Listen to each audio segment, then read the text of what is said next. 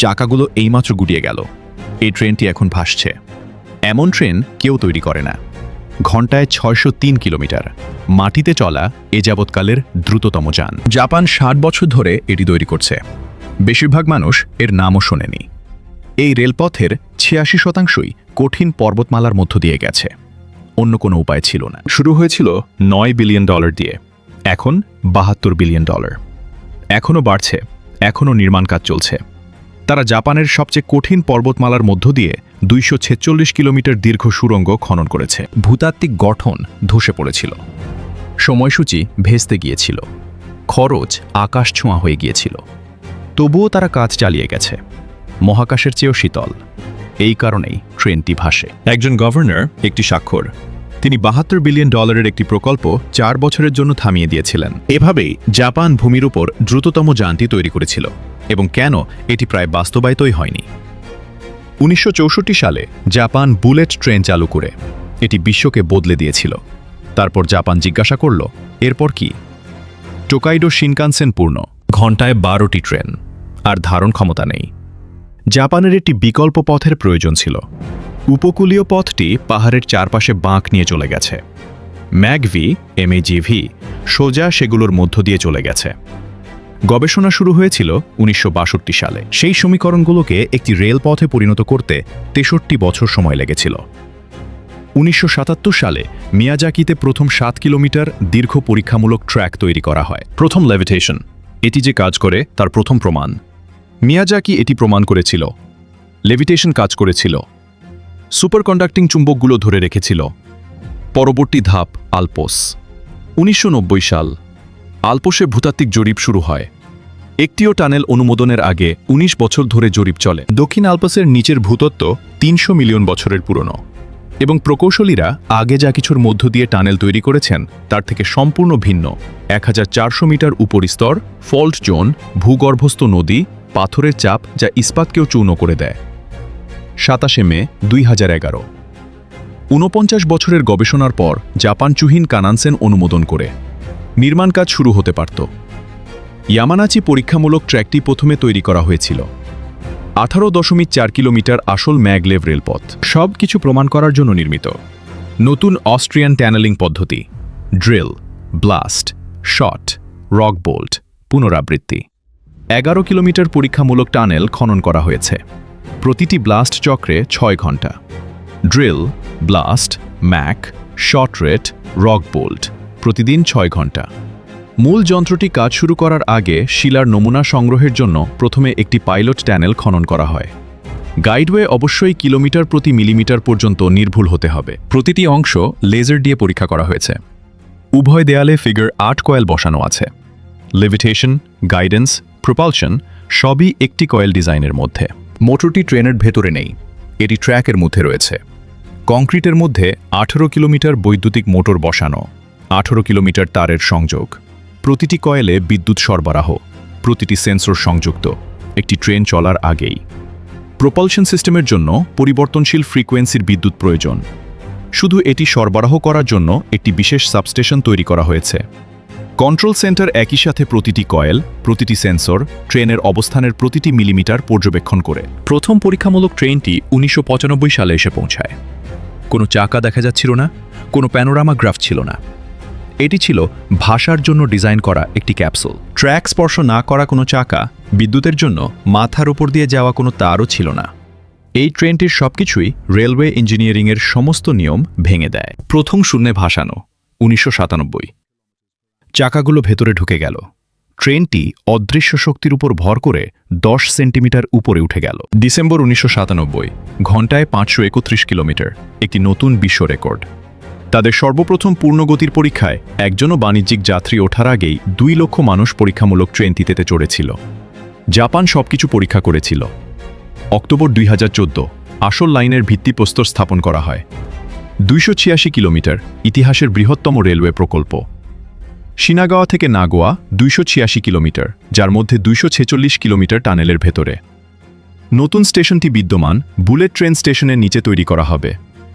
উপরের ট্রেন চলাচল বন্ধ না করেই নির্মাণ কাজ করা হয়। ভেতরে কোনো খনন কাজ শুরু করার আগেই ডায়াফ্রাম ওয়াল, প্রথম অবিচ্ছিন্ন কংক্রিটের রিটেইনিং ওয়াল তৈরি করা হয়। মধ্য টোকিওর একটি চালু রেল স্টেশনের 40 মিটার গভীরে উপরে কোনো বিলম্ব ছাড়াই টিবিএম যন্ত্রটি ভূগর্ভে একত্রিত করা হয়। এটি এত বড় যে আস্ত নামানো যায় না। লঞ্চ শ্যাফটের মধ্যে দিয়ে এটিকে টুকরো টুকরো করে নামানো হয়। যন্ত্রটি 14 মিটার চওড়া, 150 মিটার লম্বা, 4000 টন ওজনের এবং এর মুখে 80টি ট্যাংস্টেন কার্বাইড ডিস্ক কাটার রয়েছে। যন্ত্রটি শহুরে মাটির মধ্য দিয়ে দিনে 15 মিটার করে এগোয়। এর উপরে রয়েছে বাড়িঘর, দোকানপাট আর এমন মানুষ যারা কিছুই অনুভব করে না। প্রতি 90 মিনিটে একটি করে কংক্রিটের রিং বসানো হয়। প্রতিটি রিংয়ে 6টি অংশ থাকে। প্রতি কিলোমিটারে 600টি রিং। খনন করা মাটি কনভেয়রের মাধ্যমে 5 কিলোমিটার পথ পাড়ি দিয়ে ভূপৃষ্ঠে আসে। তারপর ট্রাক, তারপর বর্জ্য অপসারণ। এই প্রক্রিয়া কখনো থামে না। শহুরে মাটি পার্বত্য অঞ্চলের পাথরে পরিণত হয়। টিবিএমের গতি কমে আসে। প্রতি 50 মিটার পর পর ডিস্ক কাটারগুলো ক্ষয় হয়ে যায়। এগুলো অবশ্যই প্রতিস্থাপন করতে হয়। কাটার প্রতিস্থাপনের জন্য টানেলের মুখের চাপযুক্ত চেম্বারে প্রবেশ করতে হয়। এটি নির্মাণ কাজের সবচেয়ে বিপজ্জনক কাজগুলোর মধ্যে একটি।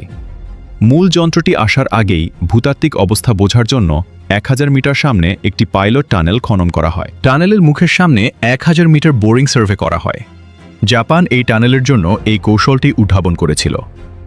ভূতাত্ত্বিক গঠনটি ব্যর্থ হয়। 30 কোটি বছরের পুরনো, ফাটলযুক্ত, অপ্রত্যাশিত কোনো মডেলের মতো নয় এমন শিষ্ট শিলা। টানেলের মুখের সামনে 1000 মিটার বোরিং সার্ভে করা হয়।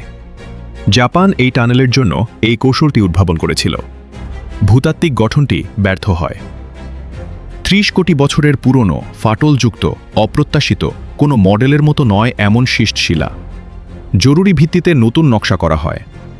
সবচেয়ে খারাপ অংশগুলোতে টিবিএমের পরিবর্তে এনএটিএম ব্যবহার করা হয়। 5 বছরের বিলম্ব ঘোষণা করা হয়। আল্পস পর্বতে এনএটিএম ব্যবহার করা হয়। এটি ধীরগতির ও ব্যয়বহুল, কিন্তু ভূতাত্ত্বিক গঠন অনুযায়ী এটিই ছিল একমাত্র পদ্ধতি। উপরে 1400 মিটার পর্বত। শিলার চাপ টানেলটিকে ভাইসের মতো পিষে ফেলছিল। প্রকৌশলীরা এর জন্যই নকশা করেছিলেন। যেখানে শিলার চাপ সর্বোচ্চ ছিল সেখানে স্টিলের আর্চ রিব স্থাপন করা হয়।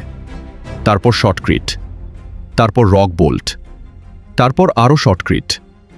গভীরে ভূগর্ভস্থ নদীর সম্মুখীন হয়ে গ্রাউটিং করে বন্ধ করে দেওয়া হয় এবং পানি নিষ্কাশন করা হয়। পর্বতটি ক্রমাগত প্রতিরোধ করে যাচ্ছিল। একটি প্রকল্পে 3টি ভিন্ন টানেল বোরিং পদ্ধতি ব্যবহার করা হয়েছে: এনএটিএম, টিবিএম শিল্ড এবং প্রচলিত ড্রিল ব্লাস্ট। ভূতাত্ত্বিক গঠনই প্রতিটি পরিবর্তনে বাধ্য করেছে। দক্ষিণ আলতোস টানেল থেকে প্রতি মিনিটে 10,000 লিটার পানি পাম্প করে তোলা হয়। নির্মাণ কাজের প্রতি মিনিটে খনন করা আলপাইন শিলা ঘটনাস্থলেই চূর্ণ করে টানেলের আস্তরণে কংক্রিটের খোয়া হিসেবে পুনরায় ব্যবহার করা হয়। দক্ষিণ অ্যালপস টানেল থেকে প্রতি মিনিটে 10,000 লিটার পানি পাম্প করে তোলা হয়। নির্মাণ কাজের প্রতি মিনিটে খনন করা আলপাইন শিলা ঘটনাস্থলেই চূর্ণ করে টানেলের আস্তরণে কংক্রিটের খোয়া হিসেবে পুনরায় ব্যবহার করা হয়। খননের পেছনে ঘটনাস্থলেই কংক্রিটের আস্তরণ ঢালা হয়। প্রতিটি 12 মিটার ছিদ্রযুক্ত অংশে 3 দিন সময় লাগে। বায়ু চলাচল এবং জরুরি প্রবেশের জন্য পাহাড়ের মধ্য দিয়ে 400 মিটার উল্লম্ব খাদ খনন করা হয়। 60টি পৃথক নির্মাণ চুক্তি, সবগুলোই একই সাথে চলমান। একটি প্রকল্প, 60টি ভিন্ন স্থান। নিরেট শিলা কেড়ে তৈরি ভূগর্ভস্থ স্টেশন। কোফু গুহা, যা ভূপৃষ্ঠের বেশিরভাগ স্টেশনের চেয়েও বড়। স্টেশনের ছাদকে ধরে রাখার জন্য কোনো স্তম্ভ নেই। পাহাড়ের 20 মিটার গভীরে ড্রিল করে বসানো রক অ্যাঙ্কারগুলোই এই কাজ করে। একটি পাথরের গহ্বরের ভেতরে নির্মিত একটি সম্পূর্ণ রেলওয়ে স্টেশন। 40 মিটার ভূগর্ভে, যেখানে কোনো প্রাকৃতিক আলো নেই। টানেল সম্পূর্ণ। এখন সবচেয়ে কঠিন অংশ। গাইডওয়েটি কিলোমিটার জুড়ে মিলিমিটার নির্ভুলতায় স্থাপন করতে হবে। গাইডওয়ের প্রতিটি অংশ লেজার দ্বারা জরিপ করা হয়। 50 মিটারের উপর সহনশীলতা 1 মিলিমিটার।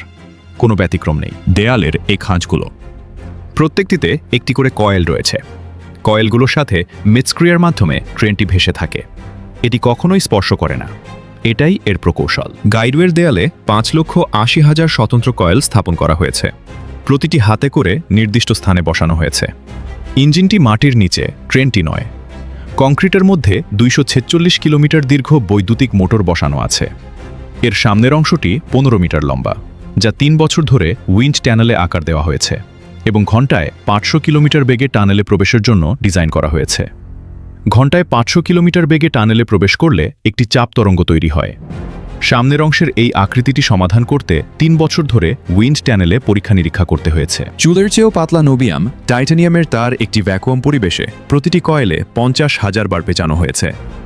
ক্রায়োস্ট্যাটটি একটি গাড়ির আকারের থার্মোস ফ্লাস্ক। এটি চুম্বকটিকে পরম শূন্যের 4 ডিগ্রি উপরে রাখে। প্লুটোর পৃষ্ঠের চেয়েও শীতল -269 ডিগ্রি তাপমাত্রার তরল হিলিয়াম ভরা হয়। চুম্বকটি সুপারকন্ডাক্টিং বা অতিপরিবাহী হয়ে ওঠে। প্রতিটি ট্রেনে 32টি অতিপরিবাহী চুম্বক। পরবর্তীটির আগে প্রতিটি অবশ্যই স্থাপন, ঠান্ডা এবং যাচাই করতে হবে। 160 কিলোমিটার প্রতি ঘন্টার নিচে রাবারের টায়ার। 160 কিলোমিটার প্রতি ঘন্টার উপরে টায়ারগুলো ভেতরে ঢুকে যায়। ট্রেনটি স্বয়ংক্রিয়ভাবে ভেসে ওঠে। 500 কিলোমিটার প্রতি ঘন্টা গতিতে টানেলে প্রবেশ করলে বাতাস প্রচণ্ডভাবে সংকুচিত হয়। কেবিন প্রেসার সিস্টেম কানের ক্ষতি প্রতিরোধ করে। ভেতরে এটি দেখতে অন্য যে কোনো ট্রেনের মতোই।